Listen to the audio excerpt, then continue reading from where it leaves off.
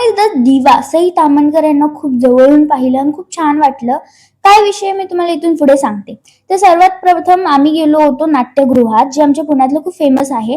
तिथे होतं तुंबाडच्या मंजुळाचं promotional event आणि तिथे येणार होते सगळे कॅरेक्टर जे काही आहे ते, आणि खूप भारी वाटलं खरं तर. इथे रांगोळी काढणं सुरू होतं आणि त्यानंतर डान्स परफॉर्मन्स सुरू झाला. आणि तुम्हाला सांगते, विशेष म्हणजे सगळे जे लावणी कलाकार होते ते मेल होते आणि आय वॉज शॉक. इतके सुंदर, इतके छान डान्स म्हणजे त्यांनी केलाय ना, बस. आणि त्यानंतरच तुम्हाला जे माहीत असेल, इंस्टाग्रामवर जे फेमस आहेत किरण कोरे, ते पण आले होते आणि त्यांना मी लिटरली इतकं जवळून पाहिलं. त्यांचे जे मूव्स होते आणि बास, म्हटलं आता समजलं यांना एवढे मोठे कलाकार का म्हणतात. तुम्ही पण त्याचे परफॉर्मन्स बघा.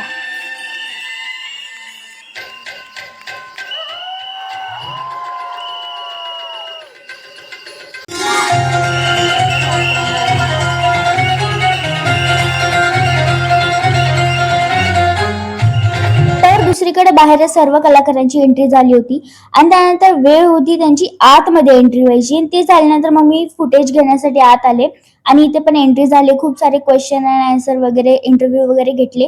त्यांना पण घाई होती त्यामुळे ते थोड्या वेळ थांबले आणि त्यानंतर गेले. त्यानंतरच ह्या सर्वांची एक जुगलबंदी घेतली आणि खरं सांगते, एक से एक कलाकार वहाँ पे मौजूद थे. आणि मला खूप भारी वाटलं की लावणी ही परंपरा खूप मोठी आणि खूप पुढे नेत आहेत. आणि ह्यांचे जे मूव्स वगैरे होते मला तर खूप वाटले. ह्यांच्यामुळे खरं तर कार्यक्रमाची शोभा वाढलेली आहे.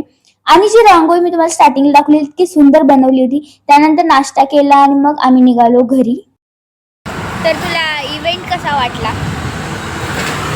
इव्हेंट काम करत होतं. नाही म्हणजे सई तामणकर एवढ्या मोठ्या अभिनेत्रीला तू जवळून पाहिलं.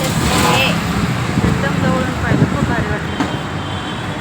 मला पण खूप छान वाटला की इतका छान इव्हेंट झाला आणि सगळे कलाकार आपल्याला जवळून बघता आले, जे असं युजली कुठेही बघायला येत नाहीत, भेटतच नाही.